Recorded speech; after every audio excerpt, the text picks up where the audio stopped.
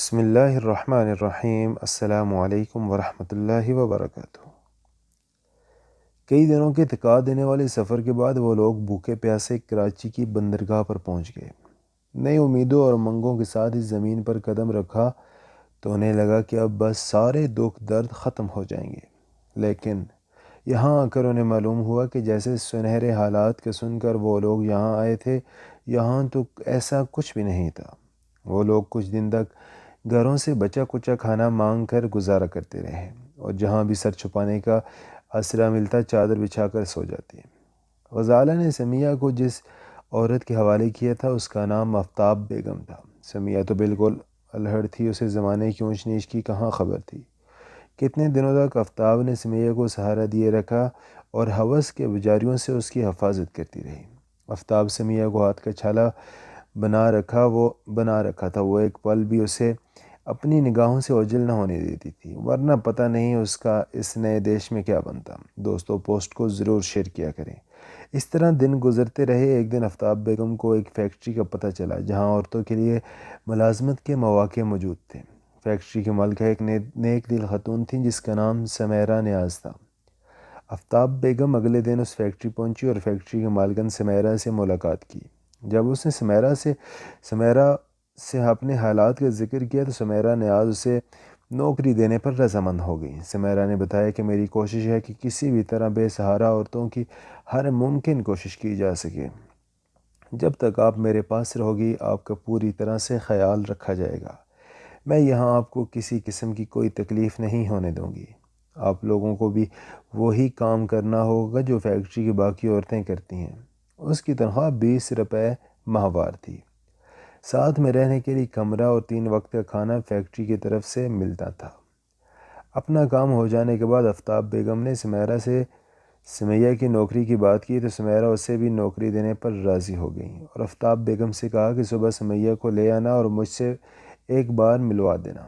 اگلے دن جب آفتاب بیگم سمیہ کو لے کر فیکٹری پہنچی تو ملازم نے انہیں کمرے میں جانے سے روک دیا اور بتایا کہ آپ تھوڑا انتظار کریں، اندر رومان صاحب آئے ہوئے ہیں۔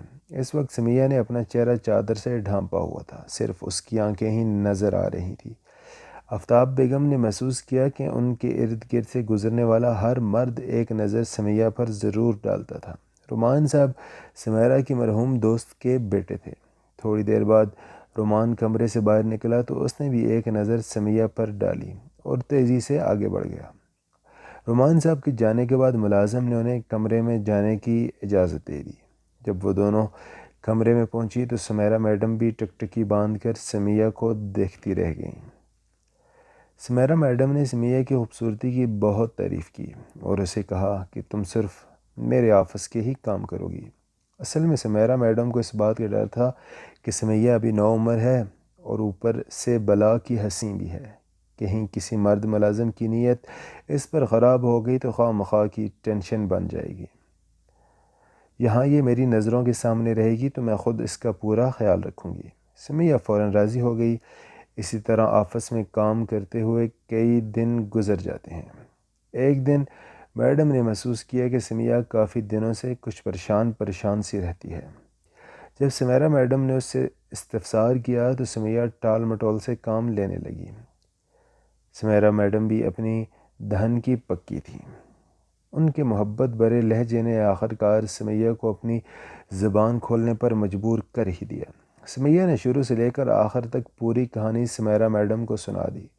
سمیہ نے صرف بچے والی بات ہی میڈم سے چھپائی تھی۔ سمیہ کی کہانی سننے کے بعد میڈم نے اسے تسلی دی اور کہا کہ اللہ بہتر کرے گا، تم پریشان نہ ہو، میں ہر حال میں تمہارے ساتھ ہوں گی۔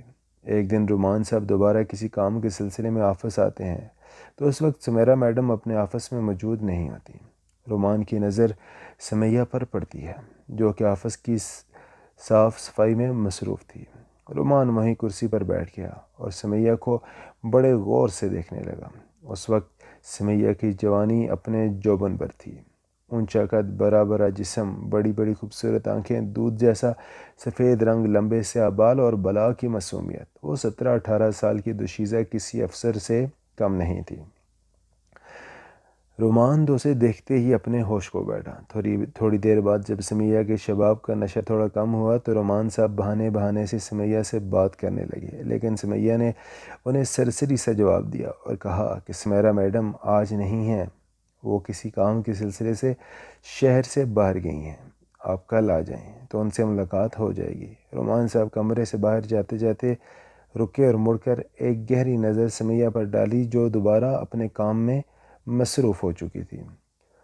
رومان صاحب کی عمر 28-30 سال کے لگ بھگ ہوگی۔ وہ بھی اچھی شکل و صورت کا پڑھا لکھا نوجوان تھا، کماتا بھی اچھا تھا۔ اگلے دن رومان صاحب دوبارہ واپس آ گیا اور سمیرا میڈم سے ملاقات کے دوران اس نے پوچھا کہ آنٹی یہ لڑکی کون ہے جو کل آپ کے آفس میں کام کر رہی تھی؟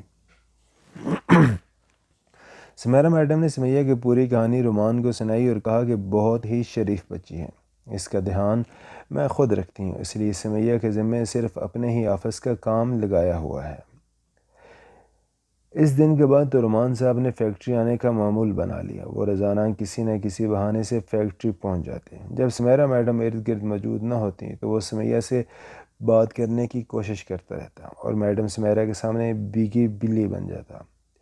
جب سمیہ کسی کام کے سلسلے میں میڈم کے آفس آتی تو رومان صاحب کو وہاں دیکھ کر جنجلاہٹ کا شکار ہو جاتی، کیونکہ جب تک وہ آفس میں موجود رہتی اسے رومان صاحب کی نظریں اپنے جسم میں چبھتی ہوئی محسوس ہوتی۔ کئی بار اس نے سوچا کہ سمیرا میڈم سے رومان صاحب کی شکایت کرے، لیکن پھر وہ سوچتی ہیں کہ کہیں سمیرا میڈم ناراض ہی نہ ہو جائے اور اسے اس نوکری سے ہاتھ دھونا پڑے۔ ویسے بھی رومان صاحب نے ایسی ویسی کوئی حرکت تو کی نہیں تھی کہ جس کی شکایت لگائی جا سکے، اسی لیے سمیہ نے خاموش رہنے میں ہی اپنی عافیت سمجھی۔ ہاں، مگر وہ رومان صاحب کی طرف سے تھوڑی چوکس ضرور ہو گئی تھی۔ وہ کوشش کرتی کہ جب تک رومان صاحب آفس میں موجود ہیں وہ وہاں نہ جائے، لیکن کچھ دن بعد اس کی یہ کوشش بھی رنگ آ گئی۔ اب رومان صاحب اسے ڈھونڈتے ڈھونڈتے آفس کے باہر بھی چکر لگانے لگے تھے۔ سمیہ کا کمرہ سمیرا میڈم کے آفس کے ساتھ ہی تھا۔ فارغ وقت میں وہ سمیہ کے ذمے سمیرا میڈم سے ملاقات کے لیے آنے والی خواتین کا استقبال کرنا تھا، یا پھر فیکٹری کی خواتین ملازمین کی طرف سے اگر کوئی ضروری پیغام ہوتا تو سمیہ ہی میڈم تک پہنچایا کرتی تھی۔ چونکہ سمیہ کے کمرے کا دروازہ ہر وقت کھلا رہتا تھا، اس لیے رومان صاحب بہانے سے اس کے روم کے سامنے سے گزرتے اور اس پر ایک گہری نگاہ ضرور ڈالا کرتے تھے۔ رومان صاحب کا تو بس نہیں چل رہا تھا، ورنہ وہ تو ہر وقت سمیہ کو اپنے سامنے بٹھا کر تکتے رہتے۔ دوستو، آپ لوگوں کو کیا لگتا ہے کہ آگے چل کر کیا ہونے والا ہے؟ کیا رومان بھی سمیہ کی عزت کا دشمن بن جائے گا؟ کیا سمیہ دوبارہ اپنی بہنوں سے مل پائے گی؟ ہمیں اس ویڈیو کے کمنٹ سیکشن میں اپنی رائے ضرور